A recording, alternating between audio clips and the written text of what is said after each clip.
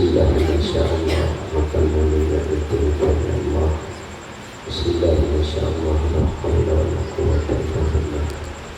Asyhadu an la ilaha illallah wahdahu la syarika lah wa asyhadu anna Muhammadan abduhu wa rasuluhu amma.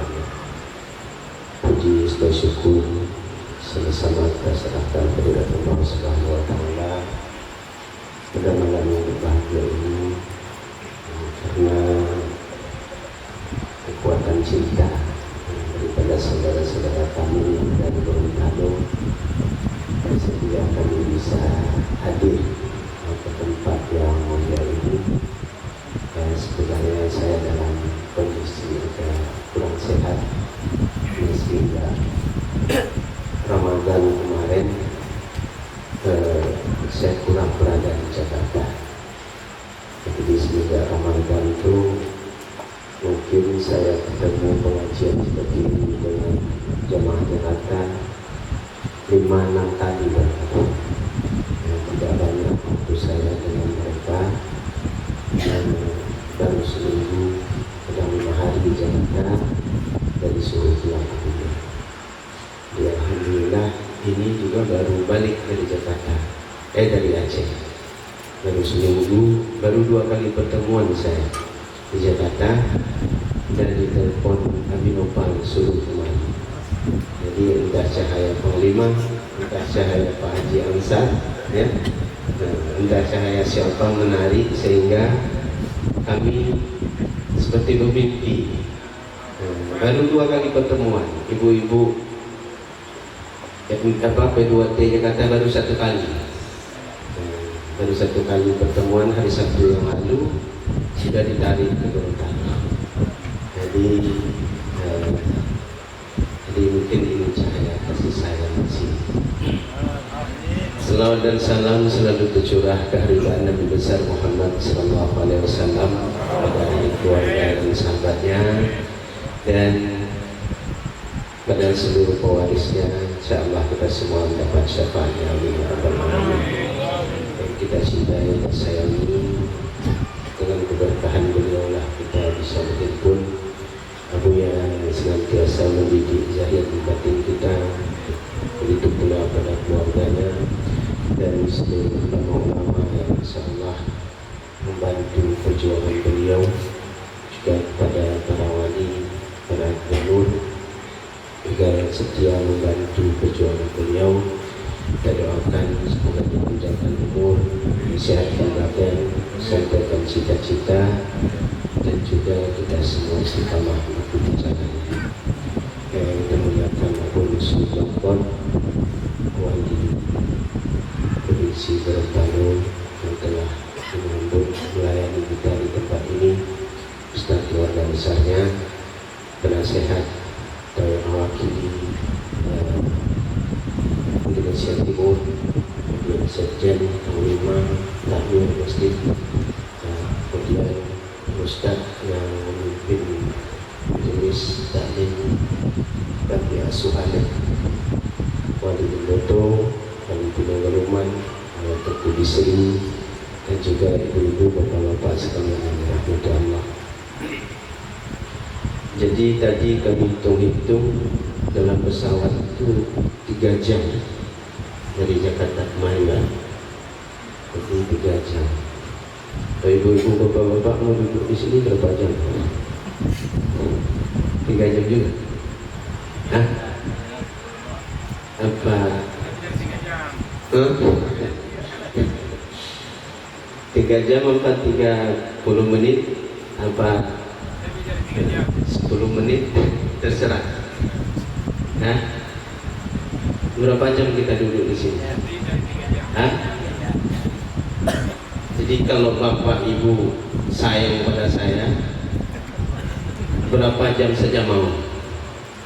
Tapi apabila bapak ibu nggak suka pada saya, 1 menit saja bosan. Kira-kira sayang nggak sama saya? Oh, alhamdulillah. Berarti boleh sampai subuh ya. Insyaallah. Jadi ibu bapak sekalian yang dirahmati Allah, ada ayat mengatakan begini: Ala bidzikrillahi tatma'innul qulub. Jadi ayat ini sangat populer. Ya, sungguhnya dengan mengingat Allah, hati, betul. Ibu bapak sudah tenang? Ibu bapak sudah tenang?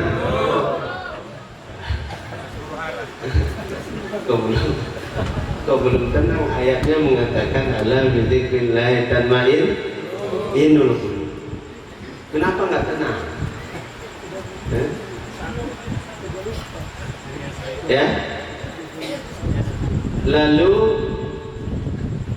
hadis mengatakan as-salatu zikri. Salat itu salat itu zikir. Zikir itu mengingat. Seharusnya kita salat juga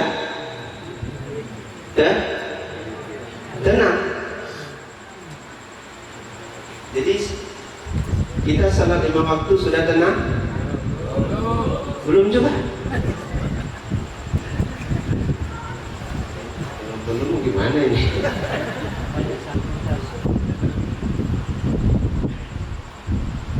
Jadi ibu bapak, kenapa kita tidak tenang? Tapi alhamdulillah saudara-saudara saya di Gorontalo jujur. Kalau saya tanya di Aceh, dengan zikir sudah tenang? Sudah katanya. Lalu saya tes, betul sudah tenang? Betul. Saya coba tes.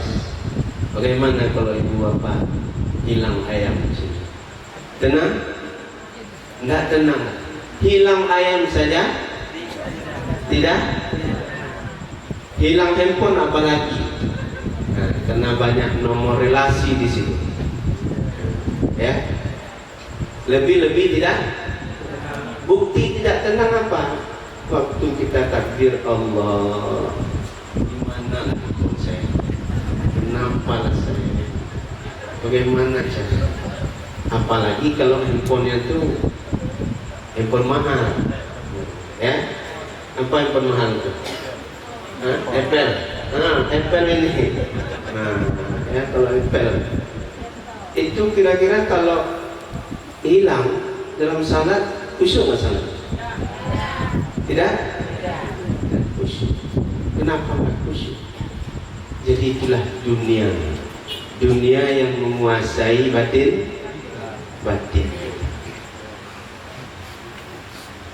Jadi dikuasai oleh handphone, oleh ayam, berarti lebih besar ayam dan handphone dengan Allah. Betul apa betul?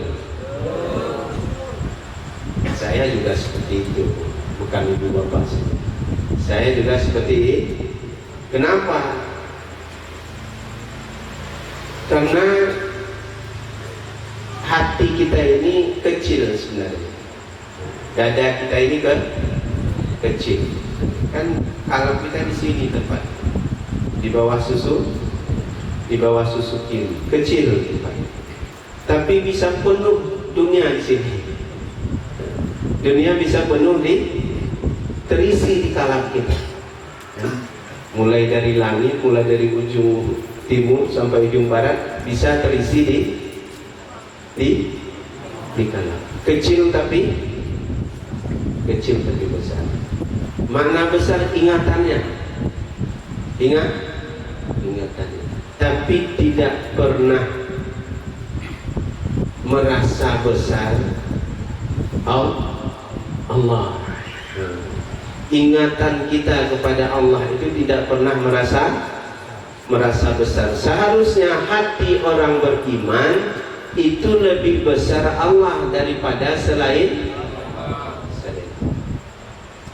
Jadi ibu bapak, ada seorang murid, tadi mau saya ceritakan di dalam, cuma karena keberuntungan ibu-ibu dan bapak-bapak dicegat oleh azan, jadi terputus. Jadi ada seorang murid, dia murid ini seperti abun lah, beliau di pesantren, tahu hukum, tahu semuanya, belajar tauhid, belajar tasawuf. Jadi belajar apa? Iman, Islam, ihsan, tahu paham. Lalu kemudian datang kepada gurunya, wahai guru, kenapa saya tidak bisa khusyuk dalam salat? Jadi si murid ini bertanya kepada guru, kenapa saya tidak bisa khusyuk dalam salat? Gurunya diam. Ketika diam gurunya, dia tahu mungkin gurunya tidak suka atau bagaimana, lalu dia pamit. Baiklah guru, kalau guru tidak menjawab, saya tidak khusyuk dalam salat, saya pamit dulu. Ya nggak apa-apa, silakan. Lalu kemudian setelah muridnya meninggalkan beliau, datang setan kepada guru tadi. Lalu guru tadi bertanya, wahai setan, kenapa engkau ganggu murid saya dalam salatnya? Apa dijawab setan? Bukan saya yang mengganggu guru, tapi dia yang mengganggu tempat saya, dia yang mengganggu rumah saya. Kata setan kepada guru ini, apa rumahmu, apa tempatmu yang diganggu, wahai setan? Muridmu itu ketika dalam salat teringat kepada jarum yang menjahit, untuk menjahit baju yang robek. Jarum untuk menjahit baju yang robek, itu tempat kamu? Iya, itu dunia juga, kata setan. Itu dunia. Ya baiklah kalau begitu, terima kasih, kata guru. Akhirnya setan pergi. Lalu kemudian kembali murid ini, wahai guru, mungkin sudah dapat jawaban kenapa saya tidak khusyuk dalam salat. Lalu kata gurunya, kamu dalam salat teringat kepada jarum untuk menjahit bajumu yang robek. Kok guru tahu? Kata, itu tidak perlu kamu tahu, tapi kamu ingat kan? Betul guru, saya teringat. Itulah dunia. Jadi itu dunia, iya itu dunia. Jarum itu kan tidak ada nilai, kata si murid ini.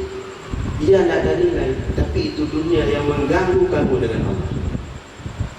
Jadi bayangkan ibu bapak, jarum yang tidak ada nilai, gunanya hanya untuk menjahit baju yang robek, itu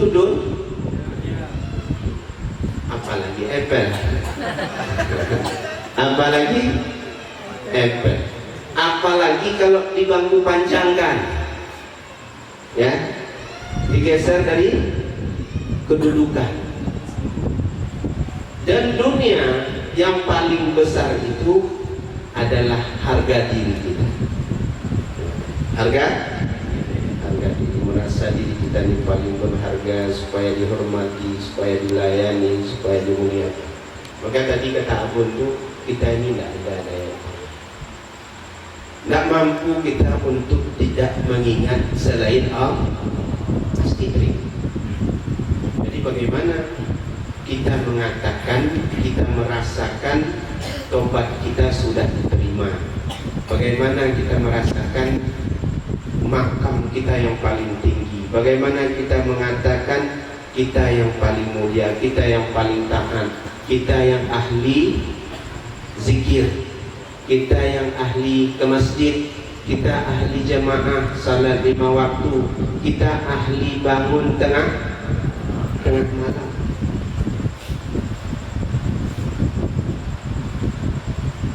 Jadi maka ibu-ibu dan hadir kemari ini karena apa ini? Karena Ustaz Hamdan, karena Nopal, karena Abun Mus, atau untuk mengharapkan ridha Allah? Alhamdulillah. Kalau untuk mengharapkan ridha Allah, insya Allah Allah akan berikan nurnya. Lalu kita bertanya, jadi bagaimanalah? Berarti saya tidak khusyuk salat. Khusyuk itu sulit. Khusyuk itu sulit. Maka khusyuk itu tidak wajib. Khusyuk itu tidak wajib. Tapi kalau kita tidak ada khusyuk dalam salat, salat kita juga nggak diterima. Ini jadi masalah. Nah, ya cuma ada tingkatan pun, ada tingkatan khusyuk. Minimal waktu kita takbir Allah. Jadi waktu kita takbir dapat khusyuk, setelah itu menari-nari, nanti di tengah datang lagi, itu tidak apa-apa.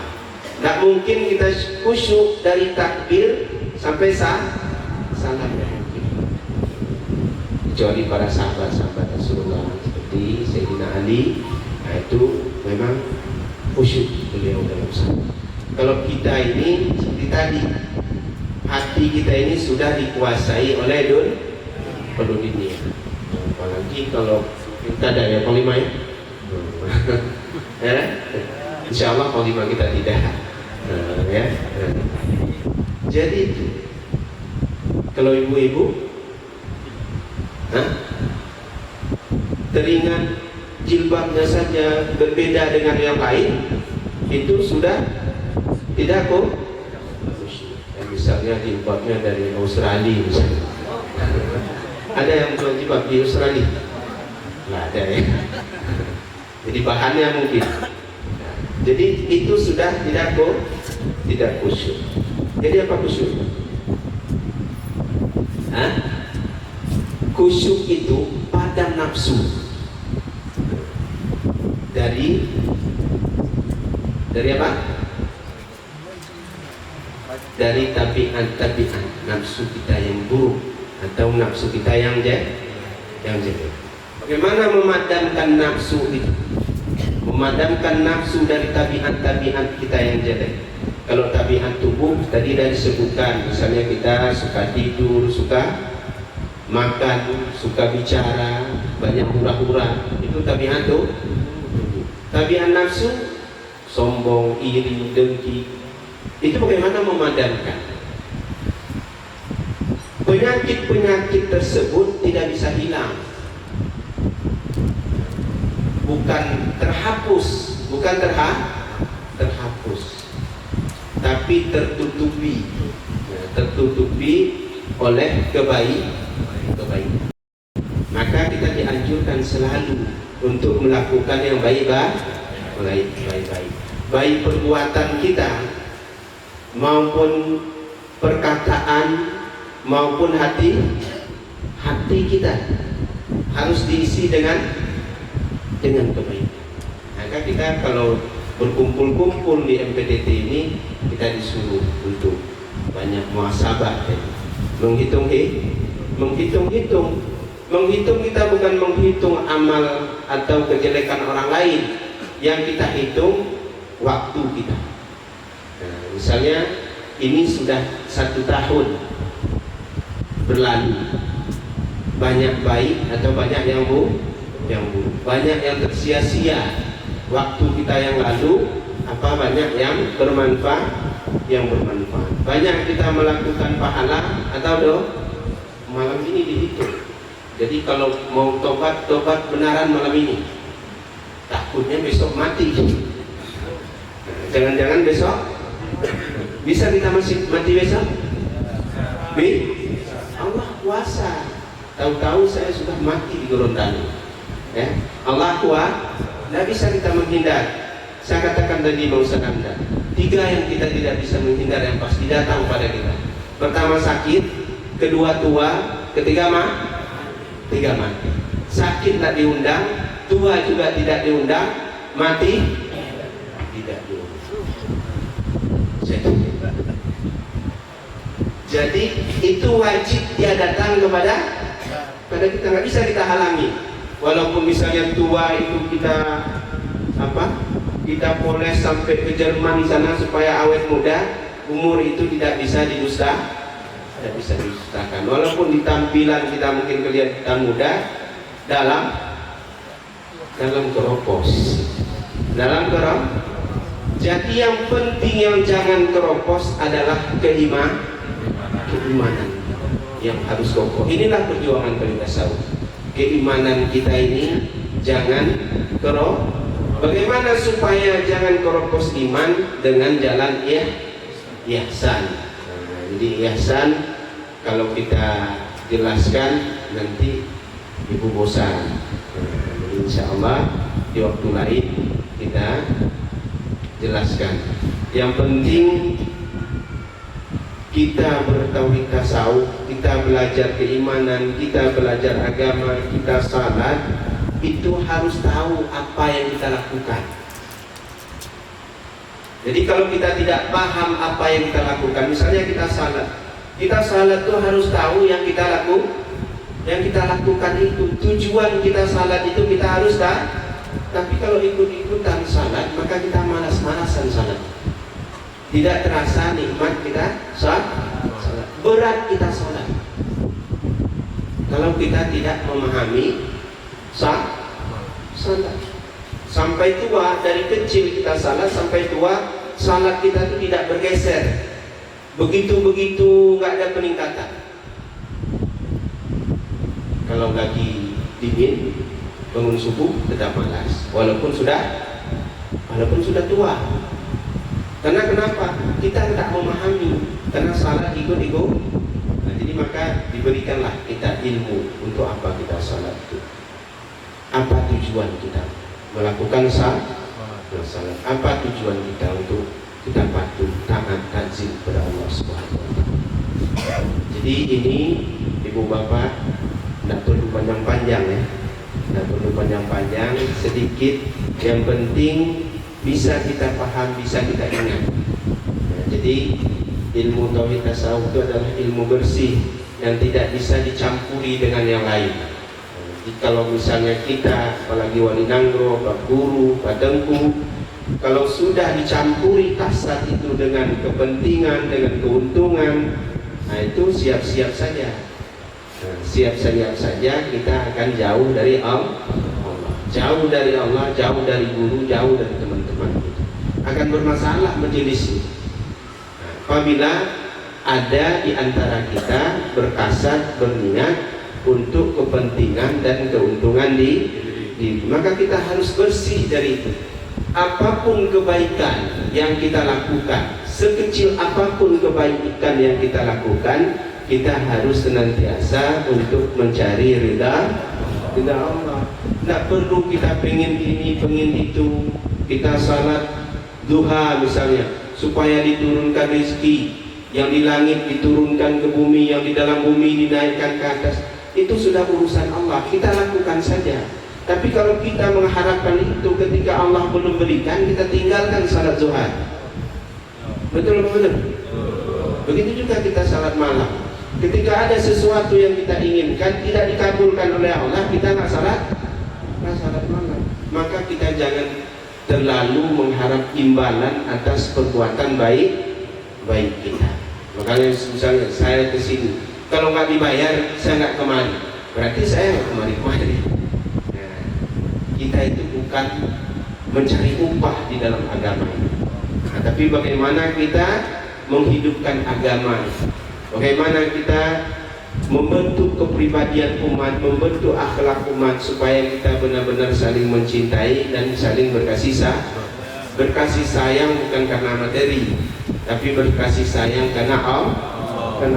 Allah sudah siapkan apabila kita mencintai makhluknya, maka Allah akan mencintai kita. Apabila kita mencintai penduduk bumi, maka penduduk langit itu akan mencintai kita. Jadi kemana-mana insya Allah kita selamat, hati kita tentram, tenang itu dengan iman, bukan tenang dengan nafsu. Kalau tenang dengan nafsu sesaat, misalnya tenang dengan nafsu bagaimana?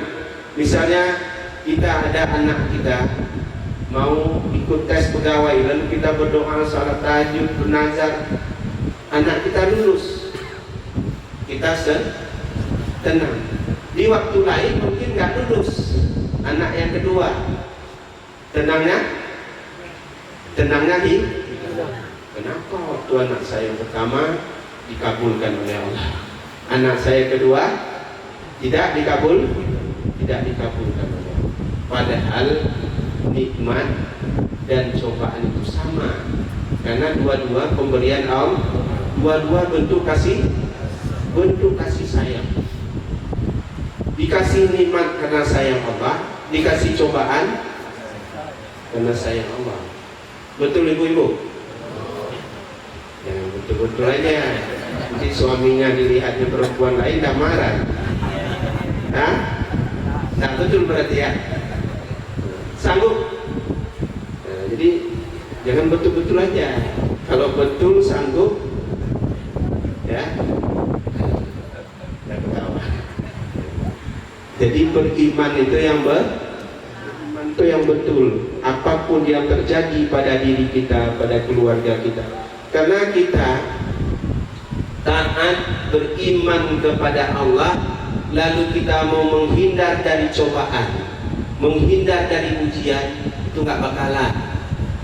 Maka jangan dihubungkan taat dengan kesenangan, ya. Taat dengan bahagia jangan dihubung-hubungkan begitu. Saya sudah, waktu saya berjudi, waktu saya di diskotik, itu kerjaan saya mudah. Kenapa saya waktu MPDT pekerjaan sudah susah, dapat lagi, padahal saya rajin. Jangan dihubungkan itu. Jangan dihubung-hubungkan taat itu dengan rezeki. Karena bagi kita orang yang beriman, semakin kuat iman seseorang, maka semakin berat cobaan. Semakin kuat iman seseorang, semakin berat cobaan. Coba lihat cobaan yang dialami para nabi. Kita nggak sanggup. Misalnya cobaan yang diberikan kepada Nabi Ayub, ada yang sanggup kita? Nggak sanggup. Seluruh tubuhnya dimakan ular. Kalau jatuh ular itu diambil lagi. Ini rezekimu. Kalau kita baru centingan aja sudah heboh. Ulat gigi aja sudah. Ayam berkokok aja marah kita. Ya, berarti keimanan kita itu masih lemah. Jadi maka jangan minta-minta jadi wali. Jadi wali itu susah. Jadi wali itu susah. Maksudnya bukan wali nangro, wali Allah itu. Wali Allah itu banyak coba. Wali Allah itu dikafirkan. Wali Allah itu tantangannya itu nyawa. Jadi kalau memang kita sudah jadi wali Allah sembunyi-sembunyi aja kita. Nah, jangan disebarkan. Jadi jangan-jangan nanti mendapat cobaan yang berat, fitnah, dihasut. Cobalah lihat ayah Roni kita, kamu ya, macam-macam dituduhkan sesat, dituduhkan kafir, dituduhkan macam-macam. Tapi alhamdulillah sampai saat ini siasat-siasat busuk dari orang-orang yang tidak suka kepada MPDT tidak diridai oleh Allah. Kalau memang sesat MPDT ini, ajaran sesat dari Ibu Bapak, dia nggak terbuka. Kalau misalnya ada satu desa, dia di situ saja ada jemaahnya 50 orang, 10 orang, di situ aja. Kalau MPDT enggak, kemana-mana sampai ke Malaysia. Jadi apakah itu sesat? Yang kami sampaikan tadi, yang dibacakan oleh Ustadz Amdan itu, ada kesesatan di situ enggak? Enggak ada. Saya dah lama Ibu Bapak ikut bersama Bu Yani. Walaupun saya bodoh, tahulah mana yang sesat, mana yang benar. Tapi tidak mendapatkan sedikit pun kesesatan. Malahan kita semakin tahu, semakin paham ajaran tauhid tasawuf, semakin hina kita. Semakin lemah, semakin tidak ada daya upaya kita. Jadi mungkin itu saja Ibu Bapak sekalian sebagai perkenalan. Insyaallah besok Ibu Bagu kita jumpa lagi. Lebih kurang saya mohon maaf. Kita sama-sama berzikir sejenak. Assalamualaikum warahmatullahi wabarakatuh.